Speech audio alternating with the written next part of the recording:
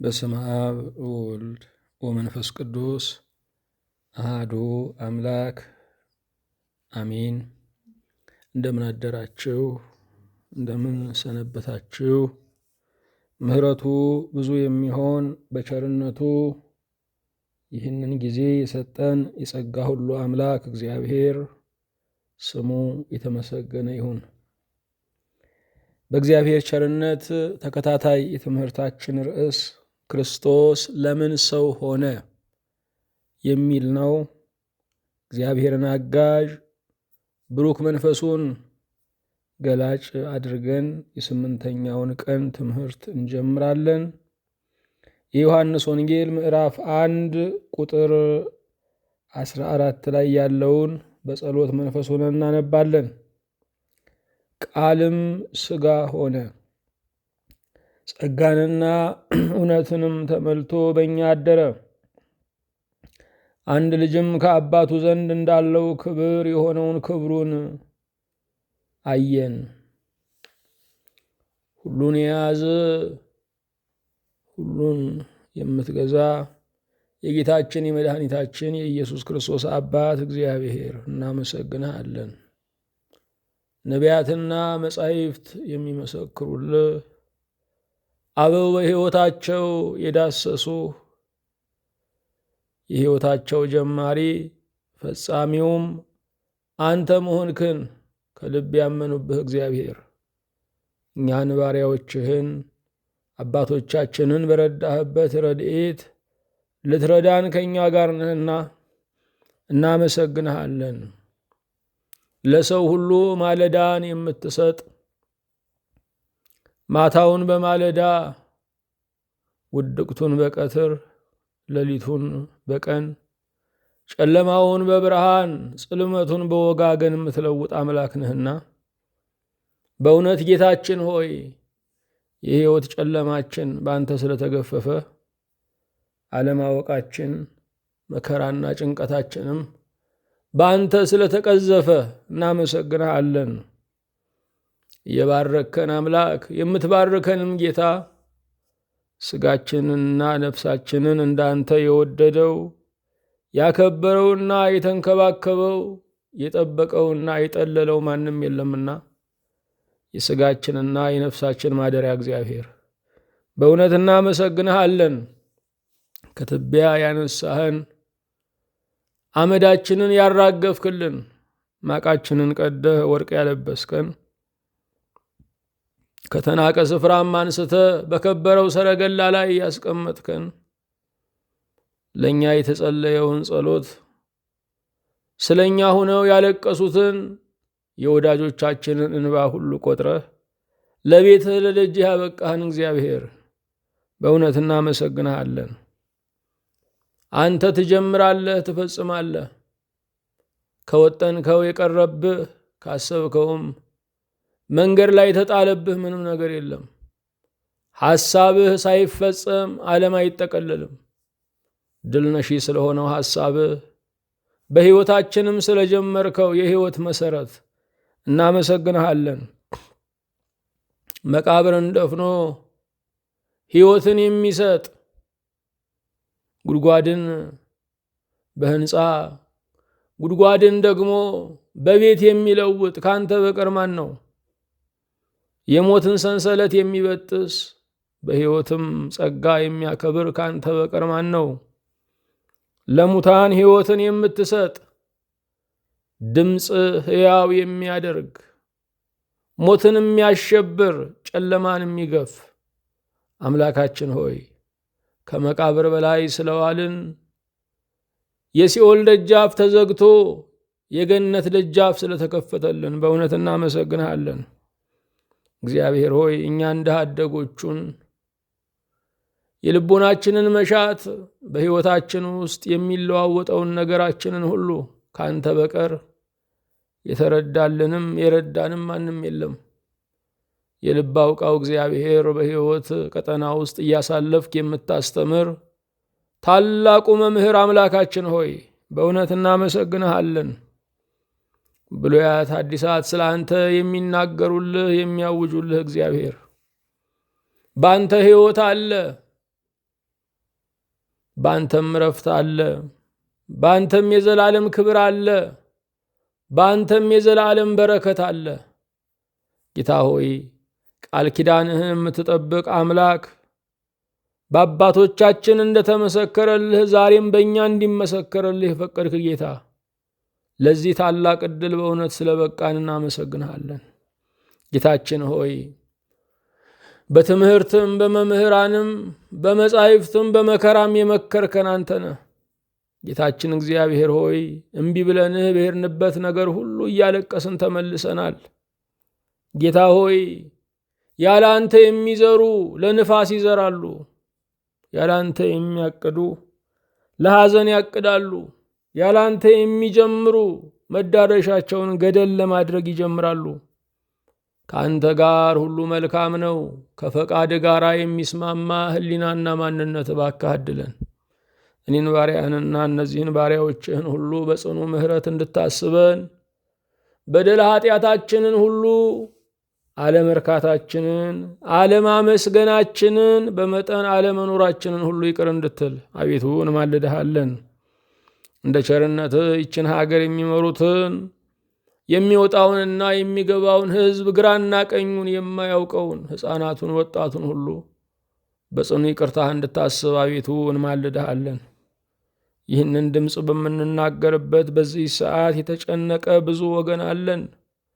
የታመመ በአጋንንት እስራት ተይዞ የሚጨነቅ ኑሮ የጎደለበት ሐሳብ የሚወዘውዘው ለሌሊቱ እንቅልፍ ለቀኑ ረፍት ያጣው ብዙ ነው።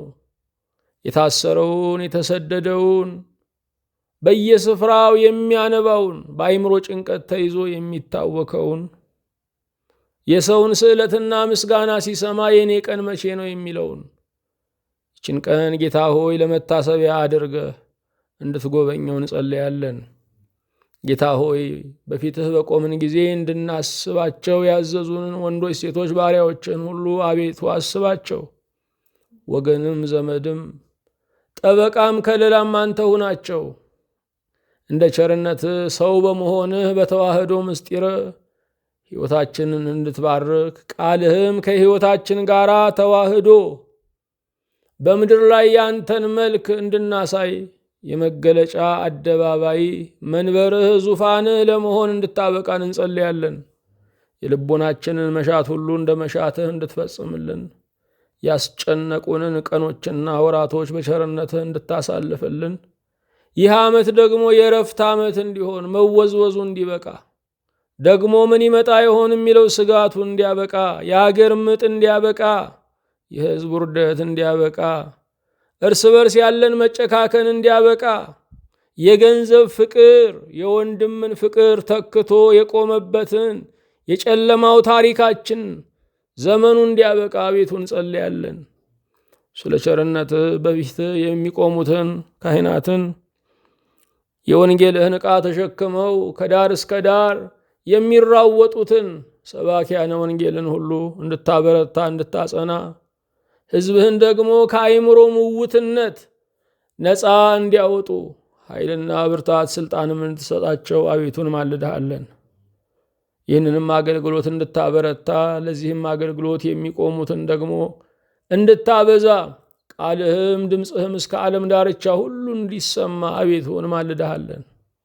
በጸሎት ያሰቡንን ምን ጎደለ ያሉንን ስለ እኛ የሚጨነቁትን በጎ ያደረጉልንን ሁሉ በአብ በወልድ በመንፈስ ቅዱስ በረከት እንድታስባቸው በሰማያዊ መስፈሪያ እንድትሰፍርላቸው አቤቱ እንማልድሃለን። ጥሩ ፊት የሚያሳዩንን ጌታ እግዚአብሔር ሆይ በጥሩ ሰላምታ ሰላም የሚሉንን ሁሉ የእኛ ህልውና የሚያስደስታቸውን ሁሉ አቤቱ ባርካቸው። የሚጠሉንን የሚያሳድዱንን ጌታ ሆይ የመሰላቸውን ስምና ማንነት የሚሰጡንን ሁሉ አቤቱ ይቅር በላቸው። ስለ ሁሉም እናመሰግንሃለን። ምስጋና ላንተ ነው፣ ውዳሴም ላንተ ነው፣ አኮቴትም ላንተ ነው፣ ስብሃትም ላንተ ነው፣ ቅዳሴም ላንተ ነው፣ እልልታም ይባቤም ሽብሸባም ላንተው ነው። ከዘላለም እስከ ዘላለም ድረስ ምስጋና ላንተ ይሁን። በጌታችን በኢየሱስ ክርስቶስ በእርሱ ያለ ክብር ጽን ላንተ ይገባሃል። ከእርሱ ጋራ ከመንፈስ ቅዱስም ጋራ ትክክልም ይሆን ዛሬም ዘወትርም ለዘላለሙ አሜን። እግዚአብሔር የአምላካችን ስሙ የተመሰገነ ይሁን። የትምህርታችን ርዕስ ክርስቶስ ለምን ሰው ሆነ የሚል ነው። ሃይማኖታችን የተመሰረተው በክርስቶስ ሰው መሆን ላይ ነው።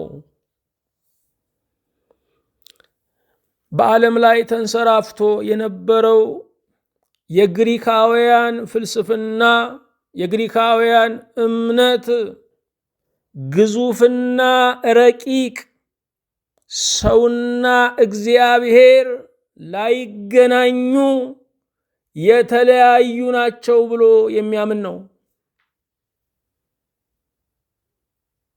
ግዙፍና ረቂቅ ሰውና እግዚአብሔር ላይገናኙ የተለያዩ ናቸው ተብሎ በሚታሰብበት ዓለም ላይ ረቂቁ አምላክ ግዙፍ ሥጋ ተዋህዶ በዓለም ላይ ተገለጸ። በእርሱ ሰው መሆን ፍልስፍና ፈረሰ። በእርሱ ሰው መሆን ሰዎች እግዚአብሔርን የሳሉበት የሩቅ ስዕላቸው፣ የጨካኝ ስዕላቸው፣ የአለቃ ስዕላቸው ፈረሰ። እግዚአብሔር አባት መሆኑን፣ እግዚአብሔር ቤዛ መሆኑን፣ እግዚአብሔር ወገን መሆኑን ዓለም አረጋገጠ። ጌታችን ኢየሱስ ክርስቶስ በሥጋ መጣ ሲባል ያ ዓለም መቀበል አቅቶት ነበረ። በፍልስፍና የተዋጠ ሰው ለእምነት የሚሆን ልብ ያጣል። ለምን በሚል ጥያቄ የሚኖር ሰው፣ እንዴት በሚል ጥያቄ የሚኖር ሰው ሁሉን ቻይ አምላክን ለማየት ያልታደለ ነው። በሁሉን ቻይነት ውስጥ ለምን የለም? በሁሉን ቻይነት ውስጥ እንዴት የለም? ምክንያቱም እግዚአብሔር ሁሉን ቻይ ነው። እግዚአብሔር እንዴት ሰው ይሆናል የሚሉ ዛሬም አሉ። እግዚአብሔር ፈጣሪ ነው፣ ኃያል ነው፣ ብርቱ ነው የሚለውን ይቀበላሉ። እንዴት ሰው ይሆናል የሚለውን መቀበል ያቅታቸዋል። ሰው መሆን ይሳነዋል፣ አቅም ያንሰዋል እያሉ ነው ያሉት። እርሱ ከፍታውንም እርሱ ዝቅታውንም ለመውረስ ሁሉን ቻይ አምላክ ነው። አዎ እግዚአብሔር ያልነበረውን ሰውነት፣ ቃል ያልነበረውን ትስብእት ገንዘብ አደረገ። ረቂቅና ግዙፍ ታረቁ።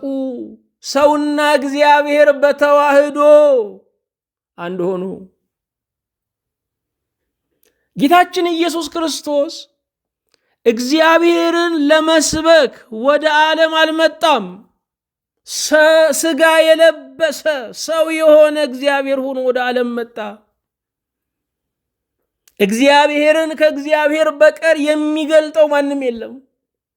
ስለዚህም ራሱን ለመግለጥ ወደ ዓለም መጣ። ከላይ ሳይጎድል ከስር ሳይጨመር ሰው ሆነ። ሰው መሆኑ አምላክነትን መክሰሩ አይደለም። ሰው መሆኑ ክብርን ማጣቱ አይደለም። በፈቃዱ ክብሩን ሳይለቅ ትሑት ሥጋን ተዋሃደ። ልዕልናውን ሳይለቅ የተዋረደውን የእኛን ሥጋ ገንዘቡ አደረገ። ካለንበት መጥቶ ወዳለበት ወሰደን። ካለንበት መጥቶ እርሱ ወዳለበት ወሰደን።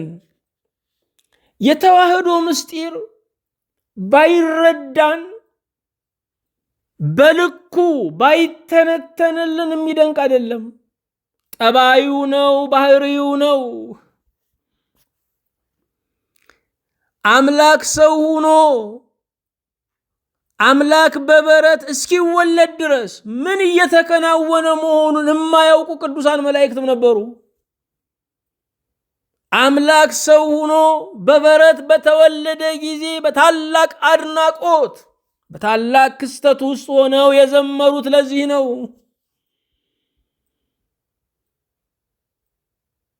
እርሱ ስለ እግዚአብሔር ሊያብራራ አልመጣም።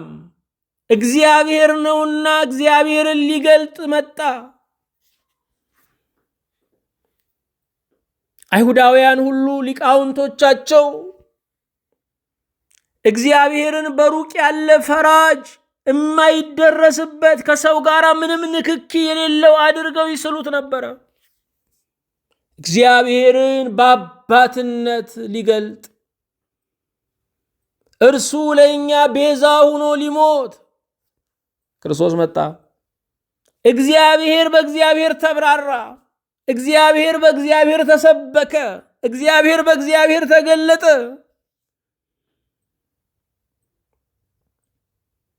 እርሱ ባለው ህልውና ባለው ክብር ቢገለጥ ኖሮ ሰው ሊረዳው አይችልም።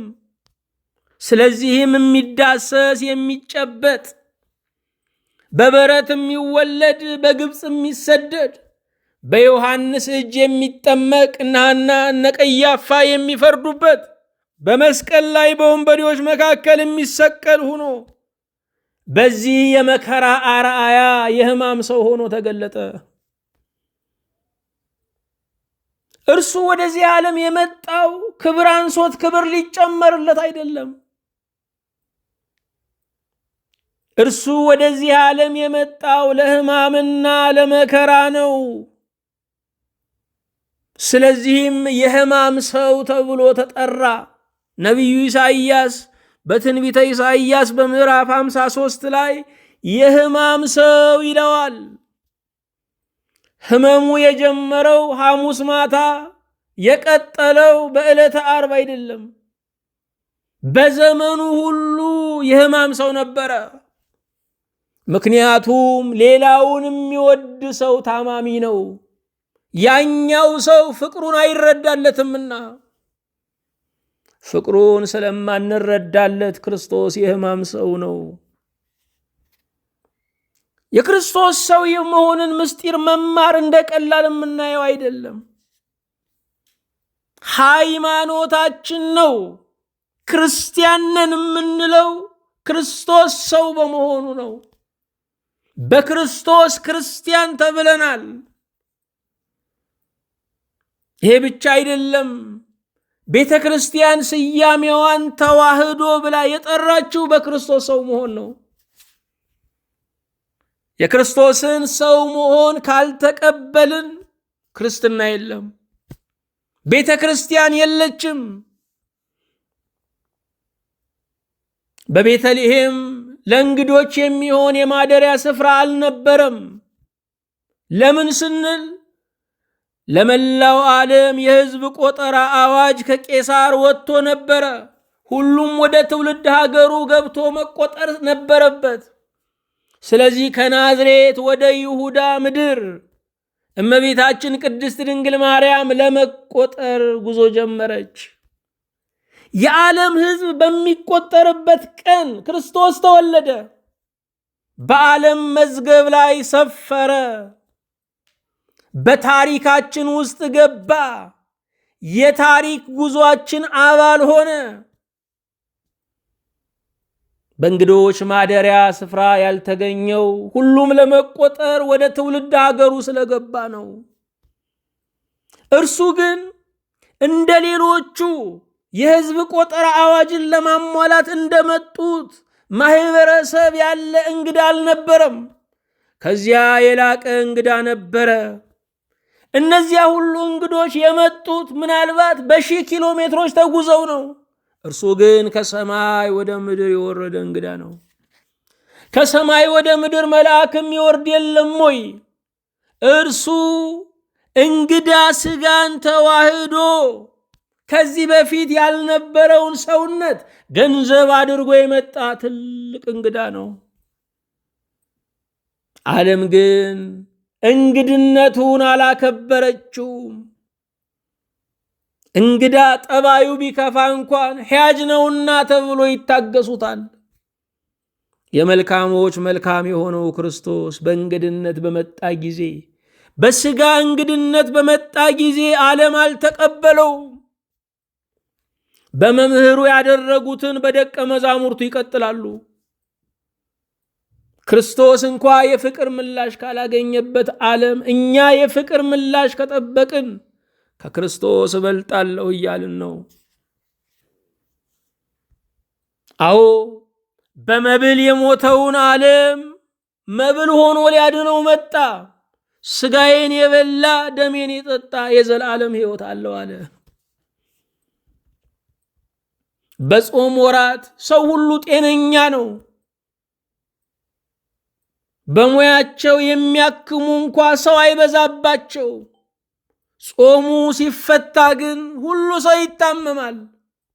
መድኃኒቱ ሁሉ ሽያጭ ያገኛል። ገበያው ሁሉ ይንሰራፋል። ሰው ሲበላ ይታመማል። አዳም ዕፀ በለስ በልቶ ታመመ። በመብል የሞተውን ህብስተ ሕይወት ሆኖ የእውነት መብልና መጠጥ ሆኖ የጽድቅ መብልና መጠጥ ሆኖ ሊያድነው ኢየሱስ ክርስቶስ ጌታችን መጣ። ኢየሱስ ክርስቶስ ለምን ሰው ሆነ? 26 ምክንያቶችን ጠቅሰናል። 40 ምክንያት ለመዘርዘር እየተጓዝን ያለ ነው። ዛሬ 27ኛውን እናያለን። ካህን እንጂ መስዋዕት መሆን ያቃታቸውን ሊያስተምር ነው። የብሉይ ኪዳን ካህናት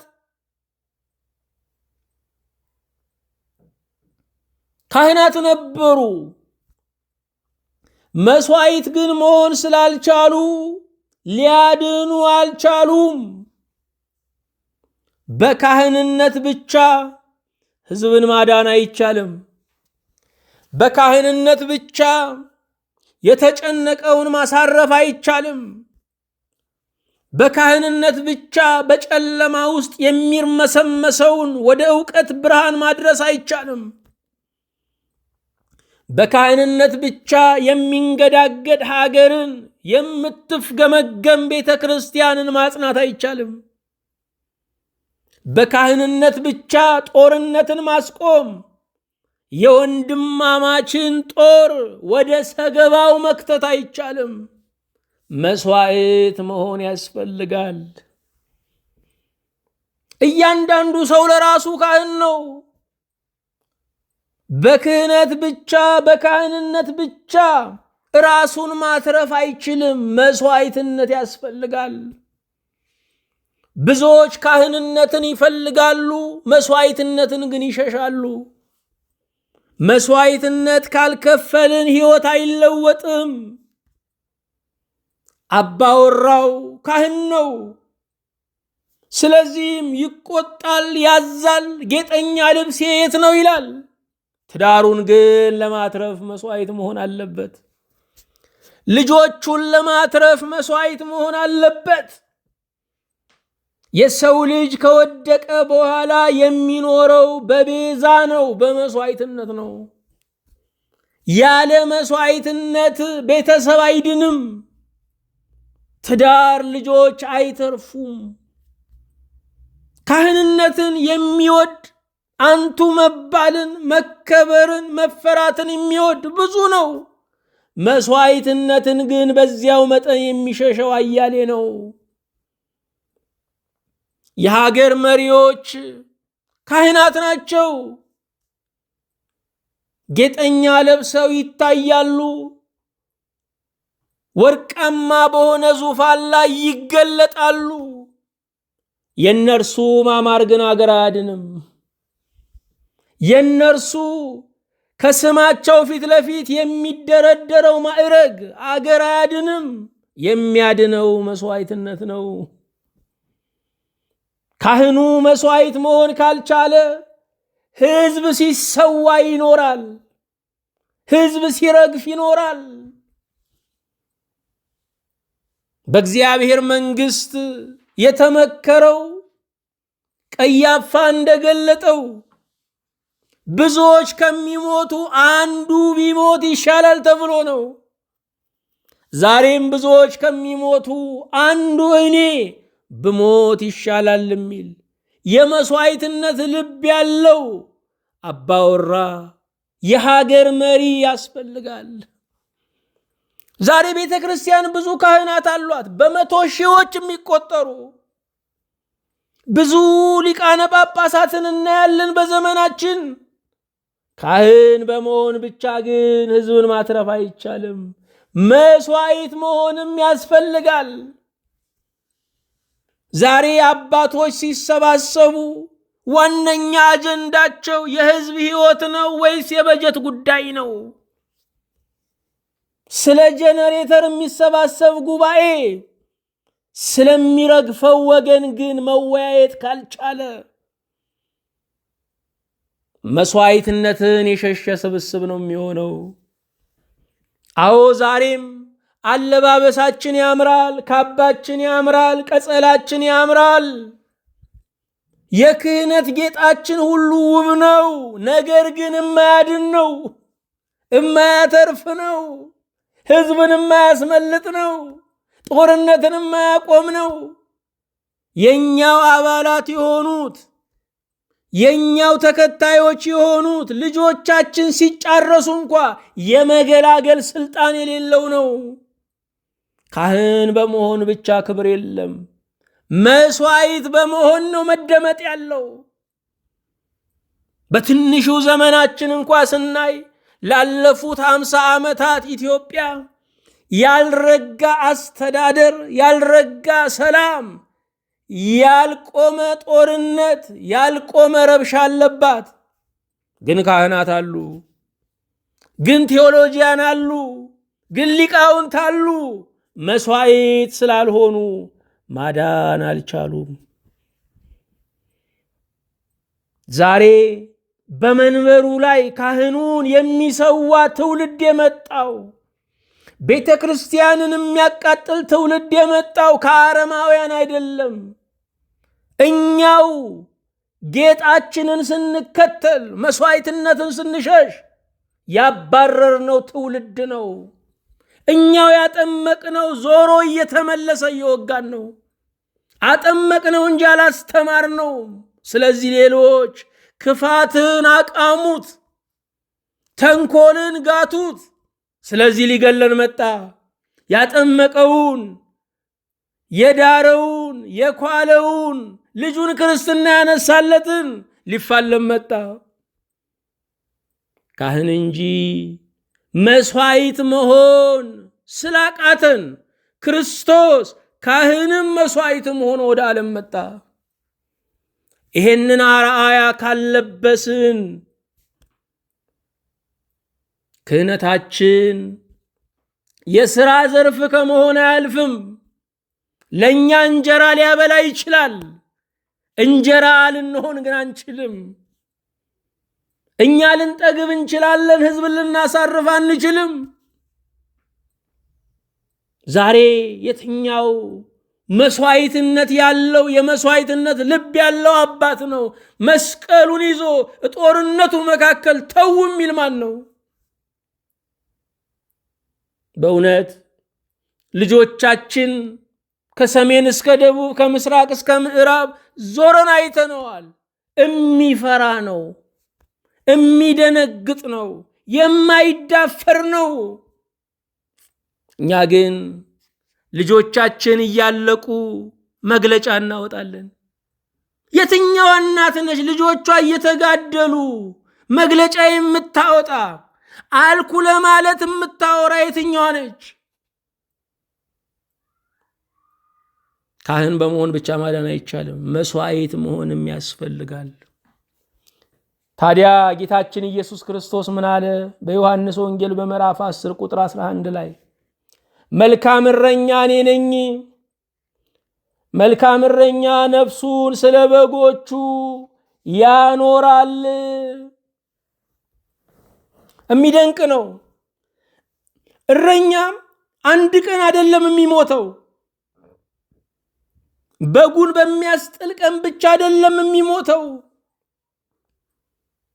በጎቹን ባሰማራበት ወይም በጎቹን ለማሰማራት በፈረመበት በዚያን ቀን ጀምሮ እረኛ የሞተ ነው። ከአራዊት ጋር ነው የሚናጠቀው። ከአንበሳ ከድብ ጋር እየተናጠቅኩ ብሏል ነቢዩ ዳዊት። በጎቹን ታድጓል። ከድብ ጋር እየታገለ በጎቹን ታድጓል። ስለዚህ እረኛ የሞተ ቀን አይደለም፣ ዘመኑ በሙሉ የቤዛ ነው። ዘመኑ በሙሉ ለበጎቹ የተሰጠ ነው። እያንዳንዱ ቀን ሲሰማራ ስለ በጎቹ በደስታ ለመሞት ወስኖ ነው የሚወጣው። ተናዞ የሚወጣ ነው። በደሙ ፈርሞ የእረኞች በደሙ ፈርሞ የበጎች እረኛ የሚሆን ነው። ኢየሱስ ክርስቶስ ጌታችን በደሙ ፈርሞ እረኛችን ሆነ።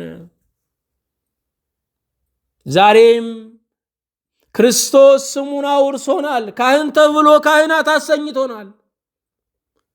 ኖላዊ ተብሎ እረኛ ተብሎ እረኞች አሰኝቶናል። የቀረን ነፍሳችንን ለበጎች አሳልፈን መስጠት ነው። ነፍሳችንን ስለ በጎች ማኖር ነው። እኔ ካህን ነኝ፣ እምኖረው ለምእመናን ነው ማለት አለብን። እኔ ካህን ነኝ፣ የምኖረው ለሕዝቤ ነው ማለት አለብን።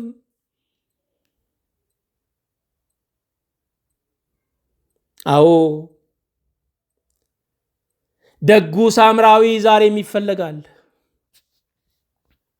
ያ ከኢየሩሳሌም ወደ ኢያሪኮ በሚወስደው መንገድ ላይ የወደቀውን በተሳሳተ መንገድ ሂዶ በሞትና በሕይወት መካከል እስኪሆን ድረስ ወንበዴዎች ያጠቁትን ሰው አስቡ። ከኢየሩሳሌም ወደ ኢያሪኮ በምንም መንገድ አይኬድም። ኢየሩሳሌም እጅግ ከፍ ባለ አለት ላይ የተመሰረተች ተራራ ላይ ያለች ነች። ኢያሪኮ የሙት ባህር የሚገኝበት የዓለማችን የመጨረሻው ዝቅተኛ ስፍራ ነው። በአጭር ቋንቋ ይሄ ሰው ከኢየሩሳሌም ወደ ኢያሪኮ ሲጓዝ 300,000 ጫማ ያህል 3,000 ጫማ ያህል ወደ ታች ወርዷል። ስፍራው አደገኛ ነው። ከ30 ኪሎ ሜትር በላይ የሆነ አስጊ ቦታ ነው። ያን ጊዜ አይደለም ዛሬም ጭምር አስፈሪ ቦታ ነው። በዚያ ስፍራ ላይ ወንበዴዎች አገኙት፣ ዘረፉት፣ በሞትና በሕይወት መካከል ትተውት ሄዱ። ጨከኑ እንዳንል አልገደሉትም። ተዉት እንዳንል ደግሞ በሕይወትና በሞት መካከል ነው ያለው። የማይኖርም የማይሞትም አድርገውት ሄዱ። በዛ ስፍራ ላይ ካህኑ አለፈ።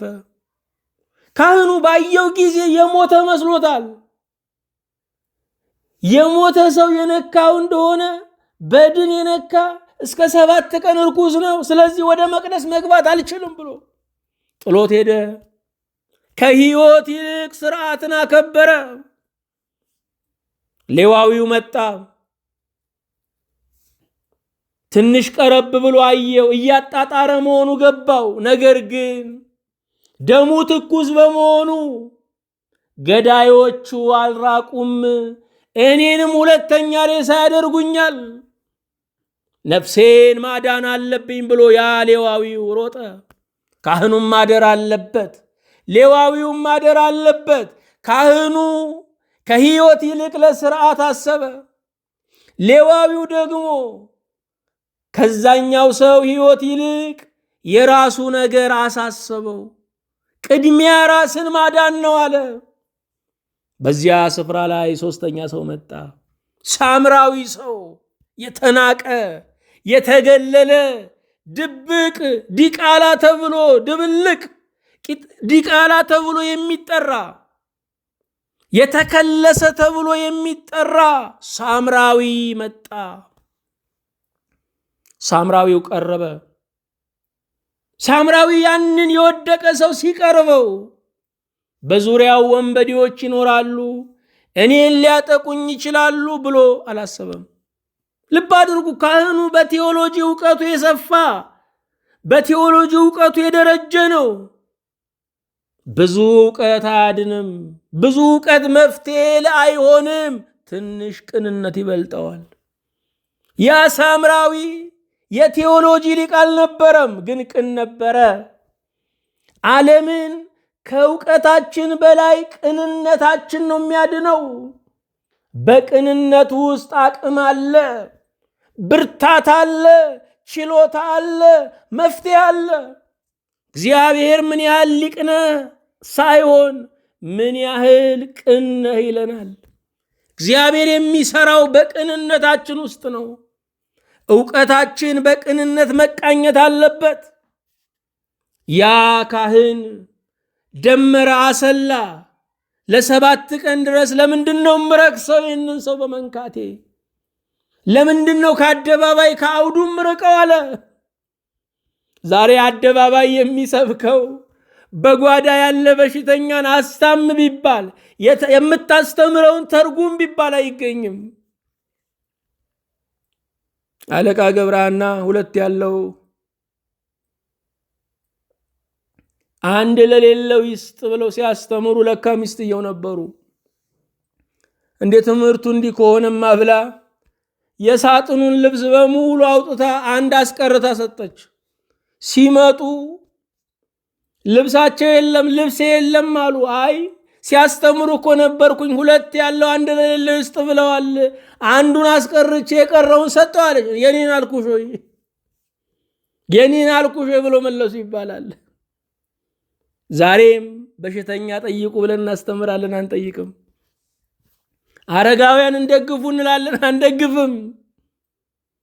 እግዚአብሔር የሰጠን ክህነት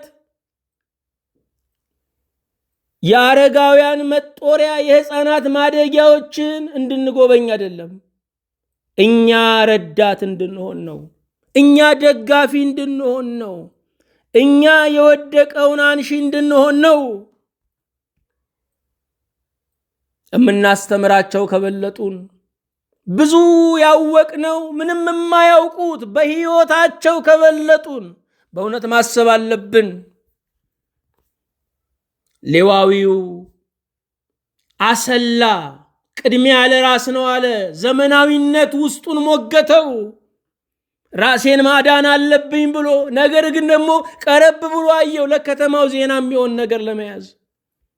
ዛሬም የወደቀውን ሰው የሚቀርጹ አሉ። የሚገለበጥ መኪናን የሚቀርጽ ትውልድ ላይ ነው ያለነው። የሚሰጥሙ ሰዎችን የሚቀርጽ ትውልድ ላይ ነው ያለነው ወገኖቼ። ጉዳዩ ትልቁ ጉዳይ ዜና እንጂ ሕይወት አይደለም። ትልቁ ጉዳይ የወገኔ መሞት አይደለም። ሞተ ብሎ ቀድሞ ማውራት ነው። እንደዚህ ዘመን ሕይወት የረከሰበት ዘመን የለም። ኢየሱስ ክርስቶስ ጌታችን ስጋችንን ነፍሳችንን ተዋህዶ የመጣው ስጋም ነፍስም ክቡር መሆኑን ለመግለጥ ነው። ሕይወት ክቡር መሆኑን ለመግለጥ ነው። ቅድሚያ ለዜና ሳይሆን ቅድሚያ ለሕይወት የሚለውን ሊያስተምረን ነው። ያ ሳምራዊ የተከለሰ የሚባል ነው። ዲቃላ የሚባል ነው። ዘሩ ያልጠራ የሚባል ነው። እያንዳንዱ አይሁዳዊ በየዕለቱ እግዚአብሔር ሆይ የአብርሃም አምላክ ሳምራዊ ቀራጭ ስላላደረከኝ ተመስገን ይላል።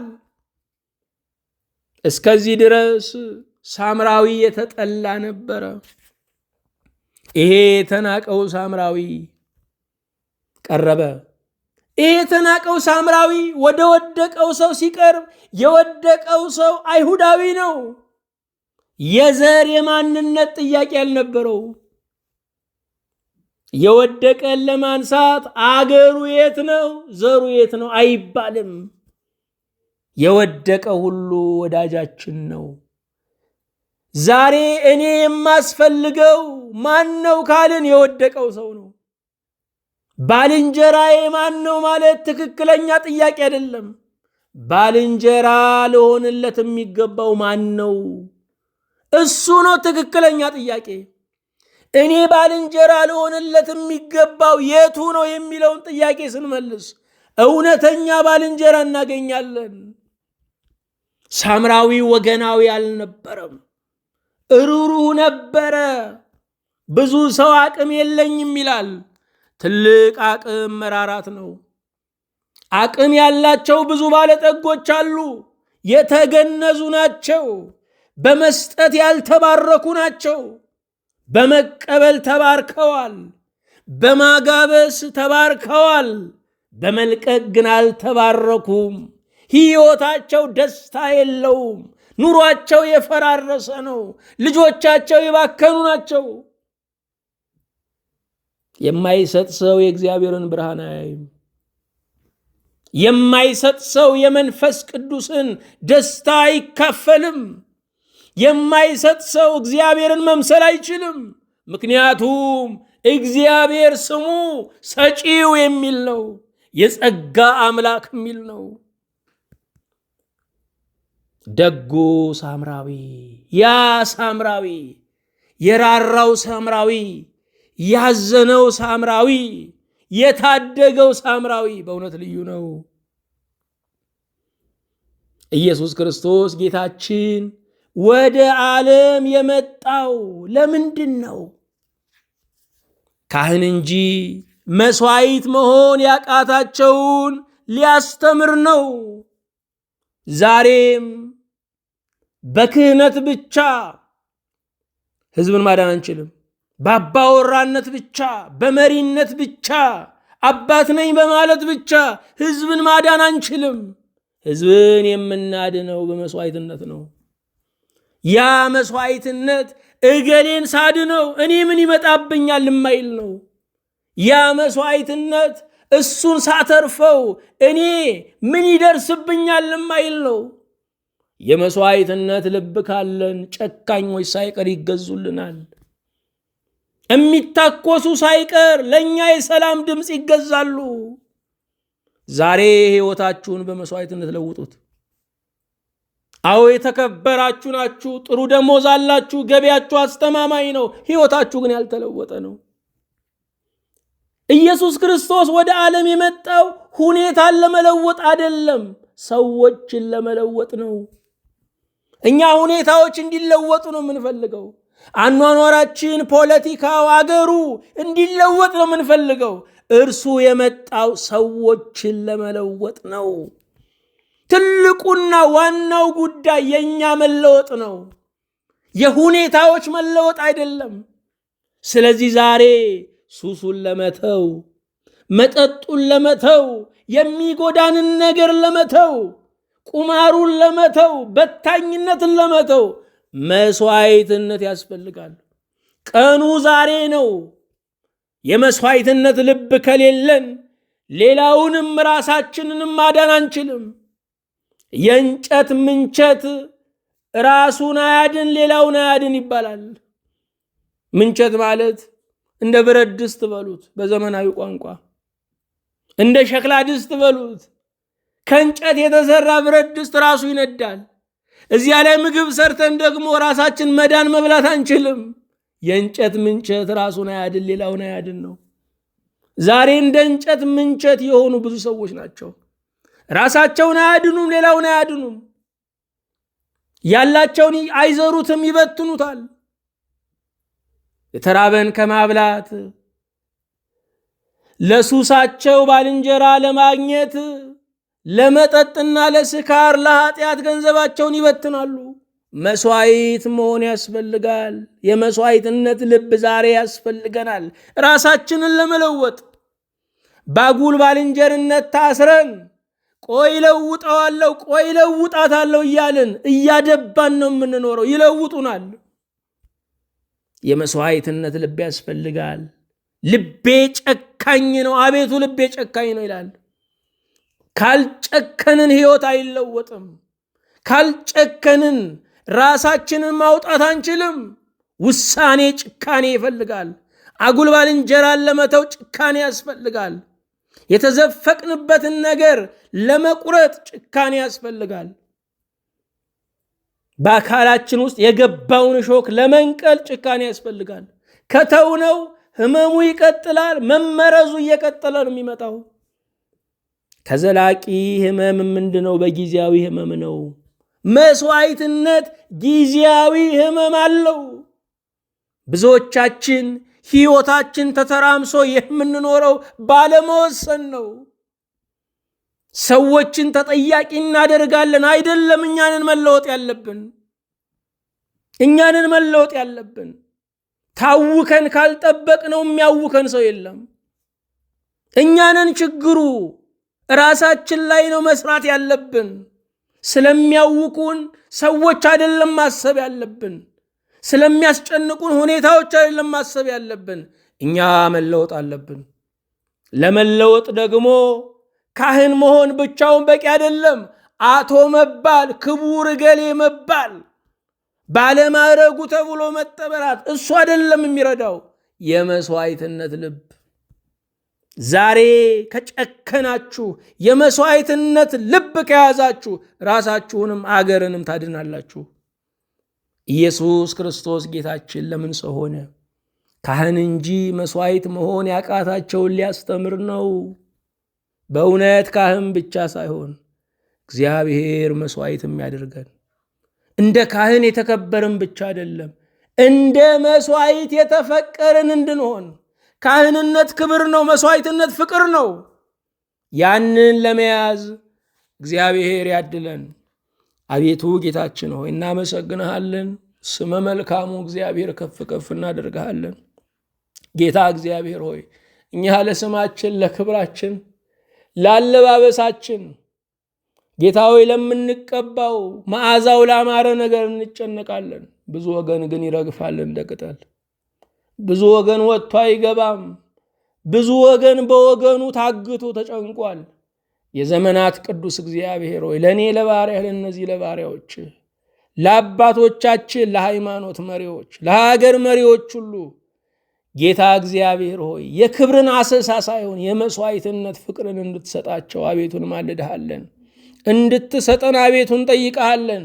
ስለ ቸርነት በሚጎዳን በሚያውኩን ነገሮች ላይ ዛሬ ወሳኝ እንድንሆን ጌታ እግዚአብሔር ሆይ አንተ ያላሸከምከንን ሸክም ተሸክመን ለዘመናት ጎብጦ ከመኖር ዛሬ ነፃ እንድታወጣን እንማልድሃለን። ስለ ሁሉም ተመስገን።